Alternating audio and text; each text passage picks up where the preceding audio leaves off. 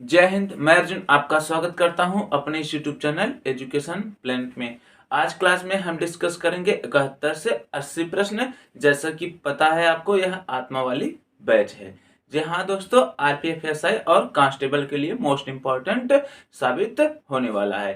क्यों? क्योंकि रेलवे में हाल ही के जो एग्जाम हुए थे वही सब प्रश्न इसमें इंक्लूड किया गया है। तो चलिए शुरू करते हैं। प्रश्न संख्या 71 क्या है? देखिए, प्रश्न संख्या 71 बोल रहा है आपका, निम्न में से किसमें दशमलव निरूपण समाप्त होता है? दशमलव निरूपण समाप्त होता है यानी इसमें 4 ठो ऑप्शन दिया है। एक 4 सही 1/9 और एक ठो दिया है 3 सही 1/7 और एक ठो दिया है 2 सही 1/3 और एक ठो दिया है 1 सही 1/5। ये ए वाला ऑप्शन है, ये बी है और ये आपका सी ऑप्शन है, ये डी ऑप्शन है। अब यही पूछा है इनमें से क्या है जो दशमलव जो है निरूपण होगा समाप्त होगा। अर्थात आप इसको इस हिसाब से कह सकते हैं कि ये शांत दशमलव कौन सा है। आप देखिए नीचे 9 है, 9 चौक 36 एक 37/9 आपका क्या है, कभी भी नहीं समाप्त होगा, दशमलव में जाता रहेगा, तो ये ऑप्शन नहीं होगा। 7 त्रिक 21 एक 22/7 यह भी नहीं जाएगा क्योंकि 7 त्रिक 21 7 त्रिक 21 ऐसे काटते रह जाएंगे। जब भी देखो नीचे 3 आ गया, ठीक, और ऊपर 3 कोई संख्या नहीं है, तो आपका क्या है, अशांत ही दशमलव रहेगा। अब इसको देखिए, 5 एकम 5 एक 6/5, 6/5 को हल करोगे तो 5 एकम 5 और 5 दूना 10, 1.2 चला जाएगा। अर्थात क्या है, यह फिक्स हो गया कि एक अंक बाद यह दशमलव जाने के बाद यह संख्या कट जाएगा। तो इसलिए आपका ऑप्शन नंबर डी क्या हो जाएगा, करेक्ट हो जाएगा। इसमें पूछा था दशमलव निरूपण समाप्त होगा, तो दशमलव निरूपण समाप्त किसमें होगा, ऑप्शन नंबर डी में। ठीक, चलिए चलते हैं प्रश्न संख्या 72 की तरफ।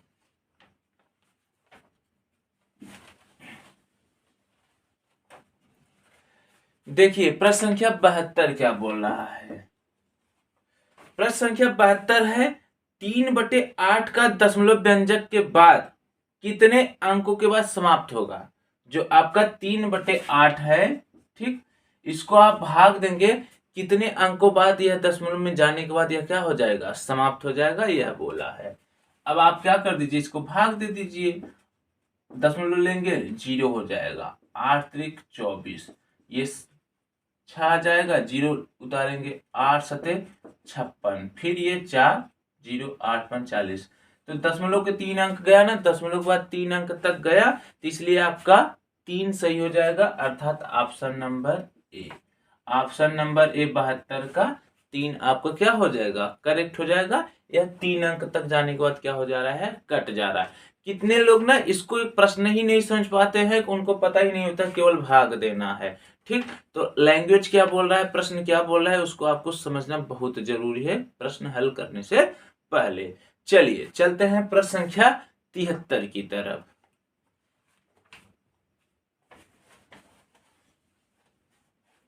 देखिए प्रश्न संख्या 73 क्या है। प्रश्न संख्या 73 दिया है, कर्णिम 3 प्लस कर्णिम 11 का होल वर्ग। अब पूछ रहा है यह परिमेय है कि अपरिमेय है और प्राकृतिक है कि पूर्णांक। अब देखिए, आप यहां से थोड़ा सा दिमाग लगाइए, इसका वर्ग करेंगे 3, इसका वर्ग करेंगे 11, 11 3 16 हो जाएगा। लेकिन ये इसका जब 2ab वाला करेंगे तो 2 और ये 11 3 33, करड़ी में संख्या बच गया ना, तो पूरी तरीके से करड़ी से बाहर नहीं निकला, तो यह क्या कहलाएगा, आपका अपरिमेय संख्या। क्या कहलाएगा, अपरिमेय संख्या। ठीक ना, जब पूरी तरीके से नहीं निकला करड़ी से बाहर, वो क्या हो, अपरिमेय संख्या है। और अपरिमेय संख्या का परिभाषा आप ऐसे समझ सकते हैं, जिसको p/q के रूप में नहीं लिखा जा सकता है। और परिमेय संख्या वह होता है जिसे p/q के रूप में लिखा जा सकता है, लेकिन q does not equal to 0।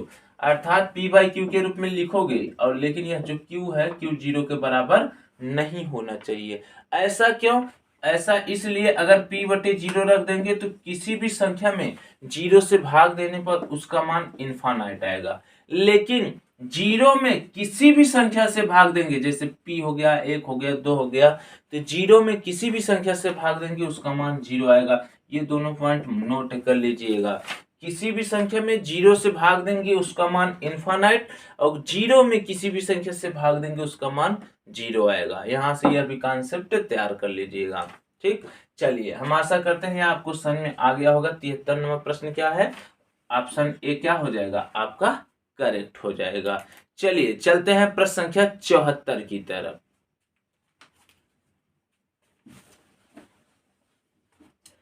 देखिए प्रश्न संख्या 74 क्या बोल रहा है।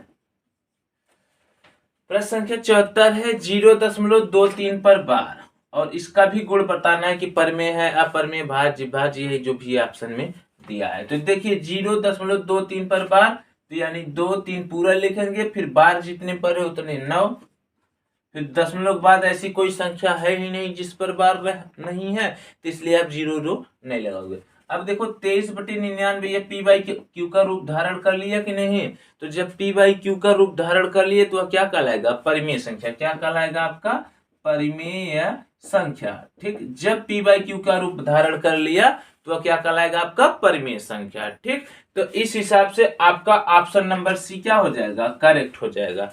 74 का ऑप्शन नंबर सी आपका क्या रहेगा, करेक्ट रहेगा। चलिए चलते हैं प्रश्न संख्या 75 की तरफ।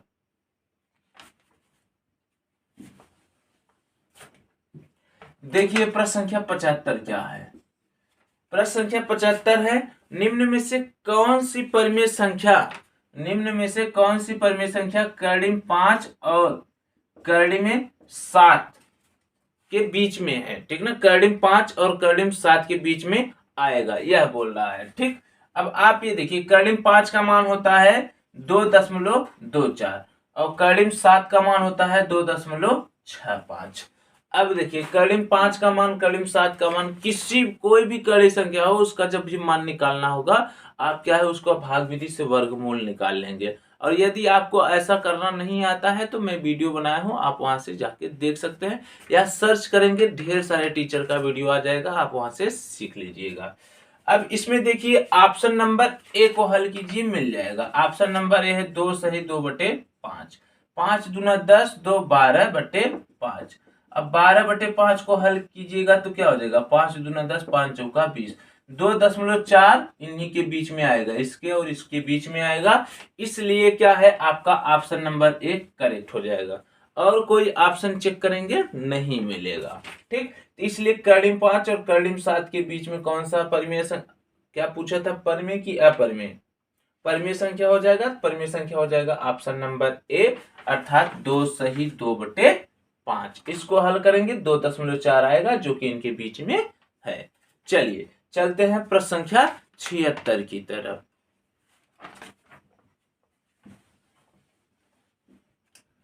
देखिए प्रश्न संख्या 76 क्या बोल रहा है। प्रश्न संख्या 76 है निम्न में से कौन सा संख्याओं का युग्म सहभाज्य है। तो सहभाज्य क्या होता है, पहला नंबर ये जानिए। देखिए सहभाज्य संख्या जैसे ऐसे युग्म संख्या जिसका मासा क्या होना चाहिए, 1, यानी एचसीएफ उसका क्या होना चाहिए, 1। एचसीएफ 1 है उन दोनों संख्या का, तब क्या हो जाएगा, वह क्या होंगे, सहभाज्य संख्या। तो ऐसे में आपका ऑप्शन नंबर ए चेक करेंगे, 6 और 35, 6 और 35, 6 और 35 का एचसीएफ आपका क्या होगा, 1 होगा।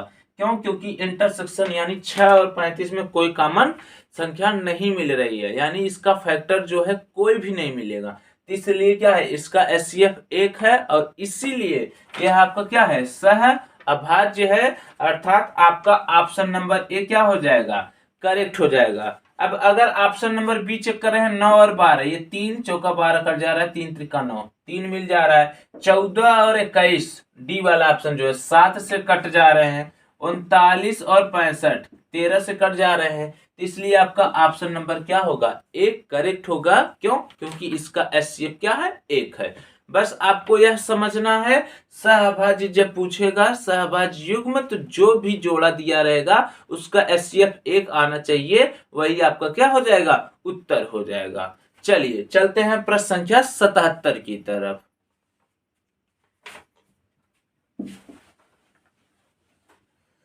देखिए प्रश्न संख्या 77 क्या बोल रहा है। प्रश्न संख्या 77 है, निम्न में से कौन एक अभाज्य संख्या है? कौन सा एक अभाज्य संख्या है? अब इसको मैं ऑप्शन लिख के समझा रहा हूं। ऑप्शन ए दिया है 157, ऑप्शन बी दिया है 121, ऑप्शन सी दिया है 1331, ऑप्शन डी दिया है आपका 81। और ऐसे ही सवाल आपको देखने को एग्जाम में मिलेगा। सहभाज्य, अभाज्य कौन सा है, कौन विषम है, ये सब भी नंबर सिस्टम के अंतर्गत ही आते हैं। और जैसा कि मैं शुरुआती में ही बता दिया था, नंबर सिस्टम के अंतर्गत क्या है, 3 से 4 चैप्टर मोस्टली इसमें इंक्लूड किए रहते हैं। ठीक, तो अब इसमें बोला क्या है, अभाज्य संख्या। 11 से कट जाएगा, ये नहीं हुआ। 9 से, ये 11 का क्यूब है, ठीक ना, ये 11 का क्यूब है, यह भी नहीं होगा। 157 आपका क्या हो जाएगा, करेक्ट हो जाएगा। अर्थात 77 का ऑप्शन नंबर ए क्या हो जाएगा, करेक्ट हो जाएगा। जैसे अगर आपको वर्ग याद रहता तो 121 और 81 तो काट ही देते, और ये आपको पता ही है 11 का क्यूब है, ठीक ना। और अगर आपको ये सब चीजें नहीं पता है तो आपको याद करना है, याद कर लेंगे तो क्या है, सवाल विद इन सेकंडों में कर लेंगे, नहीं तो सोचना पड़ेगा और हो सकता है आप गलत भी कर दे अगर आपको याद नहीं रहेगा वर्ग और घन तब।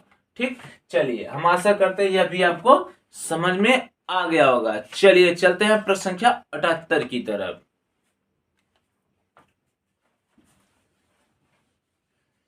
देखिए प्रश्न संख्या 78 क्या है। प्रश्न संख्या 78 है, 200 से कम सबसे बड़ी अभाज्य संख्या।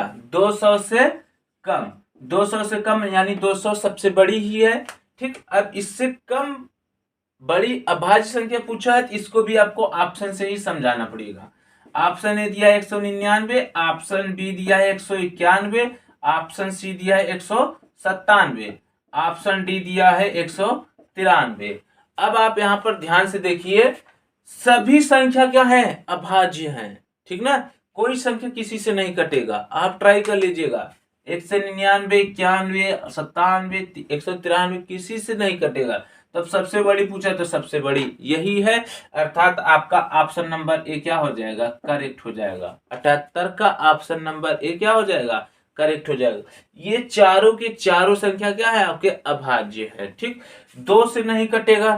ठीक, देखिए कैसे, अभी मैं दिखा दे रहा हूं। 2 से नहीं कटेगा, क्यों, लास्ट में 2 और 4 6 8 और 0 नहीं है। 3 से नहीं कटेगा, क्यों, 3 से वही संख्या कटेगी जिसका योग क्या है, 3 से कटे। 9 9 18 19 नहीं कटेगा। 9 1 10 1 11 भी 3 से नहीं कटेगा। 9 7 16 17 भी 3 से नहीं कटेगा। 9 3 12 1 13 भी 3 से नहीं कटेगा।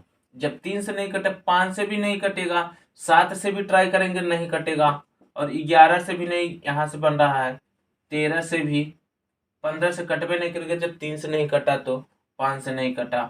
17 से ट्राई कर लिया जा रहा है, 17 से भी नहीं कटेगा। 7 और 3 से नहीं कटा तो 21 से भी नहीं कटेगा, 23 से भी नहीं कटेगा। ठीक, 29 से भी। अब बहुत ढेर सारा आगे नहीं जाना है, आपका यही उत्तर हो जाएगा। अर्थात 78 का ऑप्शन नंबर ए क्या हो जाएगा, करेक्ट हो जाएगा। चलिए चलते हैं प्रश्न संख्या 79 की तरफ।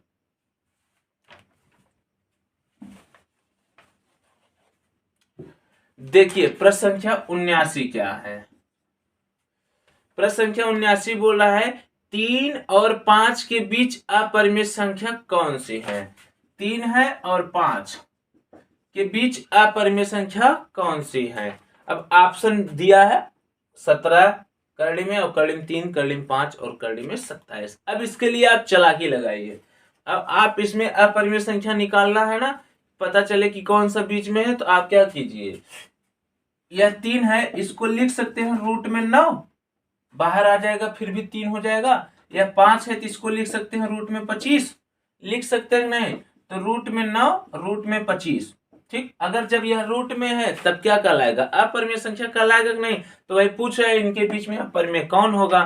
तो रूट 9 और रूट 25 के बीच में ऑप्शन नंबर ए मिल रहा है। ऑप्शन नंबर ए रूट 17 है, तो रूट 17 इन दोनों के बीच में है कि नहीं। बहुत ज्यादा देर नहीं करना था, ठीक ना, और ज्यादा दिमाग भी खर्च नहीं करना था। बस केवल स्मार्ट तरीका यह लगाइएगा कि यह 3 और ये 5 है तो इसको रूट में 9 लिख सकते हैं, इसको रूट में 25 लिख सकते हैं।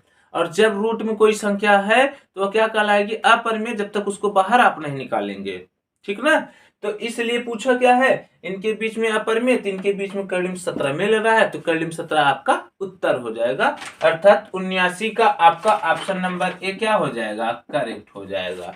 ठीक, चलिए चलते हैं प्रश्न संख्या 80 की तरफ। देखिए प्रश्न संख्या 80 क्या है। प्रश्न संख्या 80 है, निम्न में से किसके पास सीमांत दशमलव प्रतिनिधित्व है। सीमांत दशमलव यानी वही शांत दशमलव में जो कट जाएगा, इसको भी ऑप्शन सी बताएंगे। ऑप्शन ए दिया है 2/7, ऑप्शन बी दिया है 2/5, ऑप्शन सी दिया है 2/3, ऑप्शन डी दिया है 2/9। अब देखिए बटे में 3 आ गया तो ये तो आसान हो जाएगा, पहला नंबर ही कट गया। ठीक, अब इसमें पूछा है सीमित यानी शांत दशमलव। अब 7 भी है, यह भी तो नहीं होगा क्योंकि भाग देते ही रह जाए। 9 भी वही हाल है, ये सम है, ये विषम है। ठीक ना। अब लेकिन अब यहाँ पर ये मत सोचिएगा सम और विषम से बात कर दी थी, यहाँ पर ये भी तो विषम सम है, यहाँ पर 9 वाली बात आई थी, इसलिए जब 3 से नहीं जा रहा तो 9 भी वही हाल होगा। ओके, अब क्या है, इसको देखिए 2/5 करेंगे तो दशमलव लेंगे 0, 5 का 20, 0.4 में ही कट गया, अर्थात यह क्या है, अब कट गया, आगे नहीं जाएगा, अर्थात सतत भिन्न नहीं है, अर्थात यह क्या है आपका शांत भिन्न, और यही पूछा था, तो इसलिए आपका ऑप्शन नंबर बी क्या हो जाएगा, करेक्ट हो जाएगा। 80 का ऑप्शन नंबर बी आपका क्या हो जाएगा, करेक्ट हो जाएगा। तो आज क्लास यहीं पर समाप्त करते हैं। क्लास कैसा लगा कमेंट सेक्शन में जरूर बताइएगा, और अगर आप पिछला वीडियो नहीं देखे तो मैं प्लेलिस्ट बना दिया हूं, आप वहां से उसको भी देख लीजिए, जिससे क्या है आपका पूरी तरीके से गणित कंप्लीट हो जाए और तैयार भी कर लें आप, जिससे क्या है आप 35 के 35 पूरा में पूरा आप करके आए। चलिए मिलते हैं अगले क्लास में, तब तक के लिए जय हिंद।